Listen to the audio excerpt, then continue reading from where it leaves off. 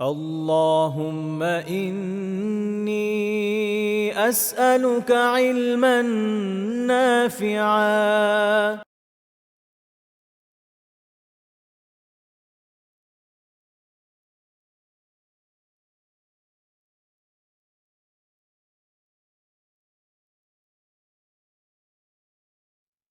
বিসমিল্লাহ আলহামদুলিল্লাহ ওয়াসসালাতু ওয়াসসালামু আলা সাইয়্যিদিনা রাসূলিল্লাহ। ইলমান নাফিয়া কর্তৃক আয়োজিত কোরআন পড়ি তাজবিদ শিখে প্রোগ্রামে আপনাদেরকে স্বাগত জানাচ্ছি। আমি হাসান মুহিবুল্লাহ। আজকে ইনশাআল্লাহ তাআলা আমরা কথা বলবো নুন সাকিন ও তানউইনের ইদগামের নিয়ম নিয়ে। মূলত ইদগাম একটা আরবি শব্দ। এটার বাংলা অর্থ হচ্ছে যুক্ত করা। একটা জিনিসকে আরেকটা জিনিসের সাথে যুক্ত করার নামই হচ্ছে ইদগাম।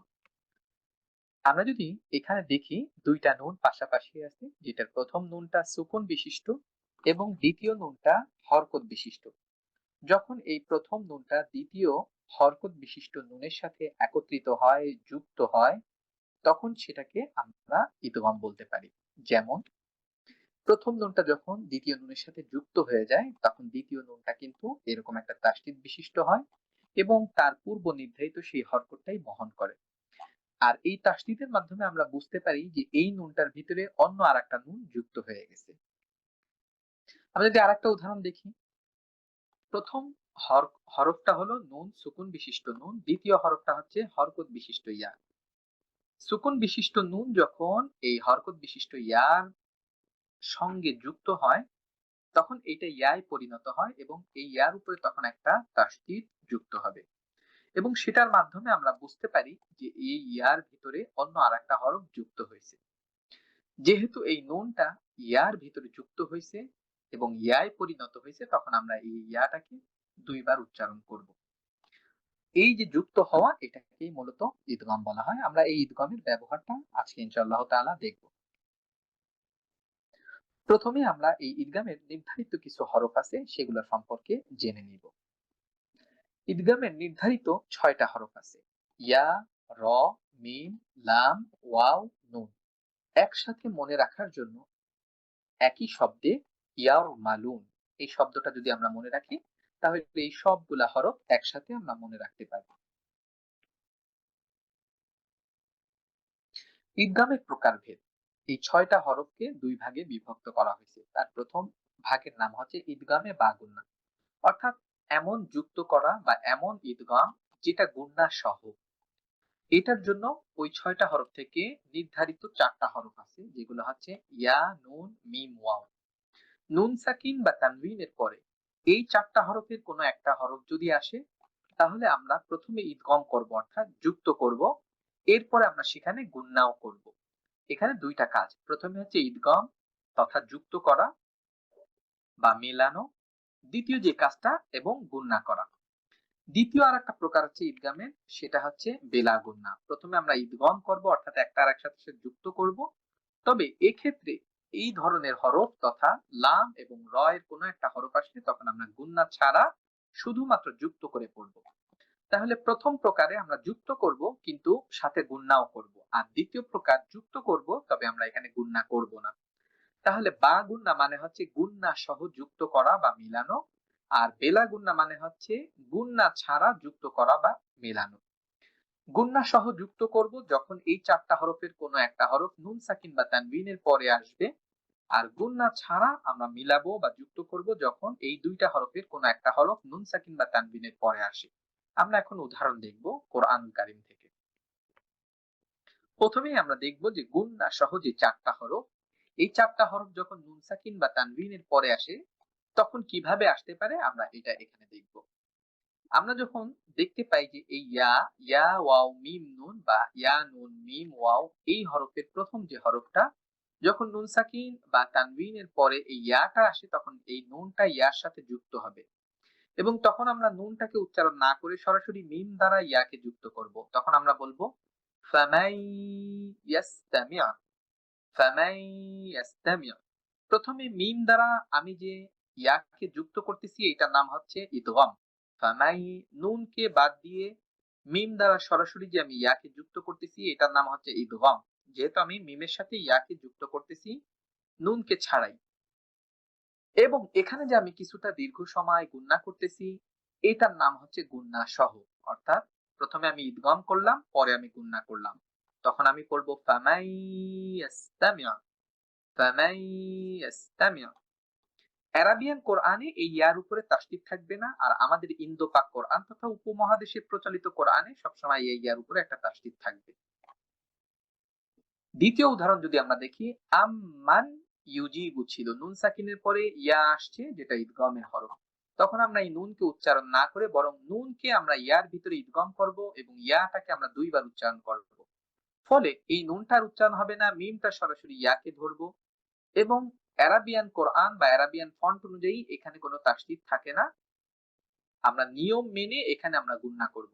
তবে ইন্দো পাক কোরআন বা উপমহাদেশের কোরআনে আমরা এখানে কিন্তু আমরা তাসদিদ দেখতে পাবো ইনশাআল্লাহ।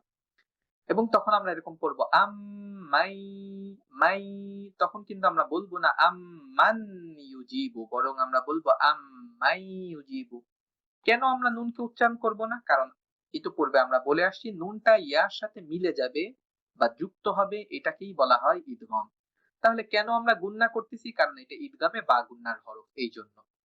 আমরা দ্বিতীয় উদাহরণে যদি দেখি, নুন এটা ইন্নাফাআতি, প্রথম নুনটা দ্বিতীয় নুনের সাথে যুক্ত হবে, তখন আমরা সরাসরি হামজা দ্বারা দ্বিতীয় নুনটাকে উচ্চারণ করব। ইন্নাফাআতিয যিকরা লান নাদখুলাহা আবাদান। আমরা যদি পরবর্তী হরফ মিমের দিকে খেয়াল করি, মিম মাহিসিন, মিম মালিন। আমরা যদি ওয়াও এর দিকে খেয়াল করি, মিউ ওয়ালিয়ু, নুন উচ্চারণ করব না, সরাসরি ওয়াওকে আমাদেরকে উচ্চারণ করতে হবে, মিউ ওয়ালিয়ু। এখানেও কিন্তু ওয়াও এর উপরে কোনো তাসদীদ নাই, তবে আপনাকে কিন্তু এটা মনে মনে ধরে নিতে হবে যদি আপনি অ্যারাবিক ফন্টের কোরআন পড়েন। আর যদি উপমহাদেশের কোরআন পড়েন তাহলে সেক্ষেত্রে এখানে আপনি স্পষ্টত একটা তাসদীদের চিহ্ন দেখতে পাবেন। মিউ ওয়ালিয়ু, মিউ ওয়াকিদ। এক্ষেত্রে একটা ফুটনোট আপনাদের মনে রাখতে হবে, অ্যারাবিয়ান কোরআনে যখন ইদগামের হরফ ইয়া অথবা ওয়াও আসবে তখনই কেবলমাত্র এই ওয়াও বা ইয়ার উপরে তাসদীদ আসবে না। তবে ইদগামে বা গুন্না নুন এবং মিম যখন আসবে তখন কিন্তু এই দ্বিতীয় যেটার সাথে ইদগাম হচ্ছে সেখানে কিন্তু তাসদীদ স্পষ্ট থাকে। এটার একটা কারণও আছে, সেটা হচ্ছে ইদগামে কামিল এবং ইদগামে নাকিস। এই বিষয়টা নিয়ে আমরা পরবর্তী কোনো একটা পর্বে কথা বলবো। যে কারণে যখন ইদগামে নাকিস হয় তখন পরবর্তী হরফ তথা ইয়া বা ওয়াও এর উপরে তাসদীদ থাকে না। ইদগামে কামিল হওয়ার কারণে নুন এবং মিমের উপরে তাসদীদ থাকে স্পষ্টত। আর উপমহাদেশের কোরআনে সবগুলা ইদগামে বা গুন্নার হরফেই তাসদীদ থাকে। আমরা এখন পরবর্তী উদাহরণ দেখব, যখন তানউইনের পরে ইদগামের হরফ আসে বা ইদগামে বা গুন্নার হরফ আসে, যেমন ইয়াউমাই ইয়াজআলু। এখানে কিন্তু ইয়ার উপরে আমাদের উপমহাদেশের কোরআনে তাসদীদ থাকবে, আরাবিয়ান ফন্টে থাকবে না, কারণ ইয়াটা হচ্ছে এখানে ইদগামে নাকিসের হরফ, সেই জন্য। লিকাউমি ইয়াকিলুন, উম্মাতুন ইয়াহদুনা। নুন যখন আসছে তখন কিন্তু আমরা নুনের উপরে সরাসরি স্পষ্ট তাসদীদ দেখতে পাচ্ছি, আযাবান নুকরা। এই বার একটা জবর দিয়ে সরাসরি কিন্তু আমরা এই নুনকে যুক্ত করব। ইয়াউমা ইযিন নাঈমা বাখিউন নাফসাকা। মিমের সময় স্পষ্ট তাসদীদ দেখতে পাচ্ছি, কিতাবাম মুআজ্জালা ওয়া যিল্লিম মামদুদ। আমরা যদি ওয়াও এ খেয়াল করি সেক্ষেত্রে ওয়াও এ কিন্তু স্পষ্ট তাসদীদ নাই, কারণ ওয়াওটা হচ্ছে ইদগামে নাকিসের হরফ, এই জন্য। তাইয়িবান ওয়াশকুরু। যারা সাধারণত আপনারা আরবি কোরআন বা অ্যারাবিয়ান কোরআন তেলাওয়াত করে থাকেন, তারা যদি আপনারা খেয়াল করেন যে অ্যারাবিয়ান কোরআনে বা অ্যারাবিক ফন্টে আমরা কিন্তু এই ওয়াও বা ইয়ার উপরে তাসদীদ দেখতে পাই না, বরং আমাদেরকে নিয়ম জেনে নিয়ম মেনে পড়তে হবে। আমরা যদি এখন ইদগামে বেলা গুন্না, যেটা গুন্না ছাড়া যে দুইটা হরফ আছে লাম এবং র, এর উদাহরণ দেখি, সেক্ষেত্রে আমরা দেখতে পাচ্ছি এই নুনটা লামের সাথে যুক্ত হবে এবং লামের উপরে তাসদীদ থাকবে। তবে এই মিমটা লামকে যুক্ত করবে কিন্তু কোনো গুন্না হবে না, কোনো দেরি করা যাবে না লামের উপরে, কারণ এটা বেলা গুন্নার হরফ। ওয়ামাল লাস্তুম, আমি যদি বলি ওয়ামান লাস্তুম সেটা ভুল উচ্চারণ হবে, অথবা আমি যদি এইভাবেও বলি ওয়ামাল লাস্তুম লামে দেরি করি, এটাও ভুল উচ্চারণ হবে। প্রথম ভুলটা হওয়ার কারণ হচ্ছে নুন লামের সাথে যুক্ত হবে, এই জন্য নুন উচ্চারণ করা যাবে না। দ্বিতীয় ভুলটার কারণ হচ্ছে লামটা গুন্নার হরফ না, এজন্য এখানে দেরি করা যাবে না, সময় নেওয়া যাবে না, বরং দ্রুত পড়তে হবে। ওয়ামাল্লাস্তুম। একইভাবে এখানে ওয়ালাকিন লিয়াতমাইন্না কলবি।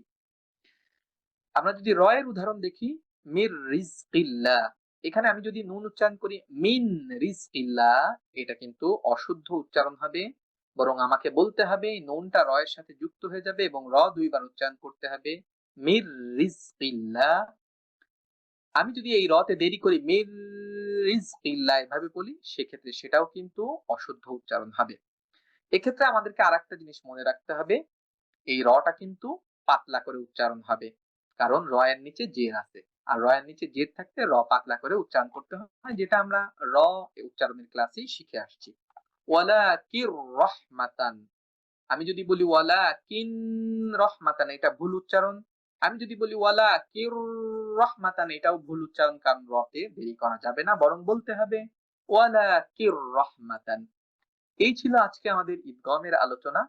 আজকের আলোচনা থেকে আপনাদের যদি কোনো প্রশ্ন থাকে তাহলে আপনারা আমাদের চ্যাট বক্সে এখানে লিখতে পারেন এবং সরাসরিও আমাদের কাছ থেকে জেনে নিতে পারেন।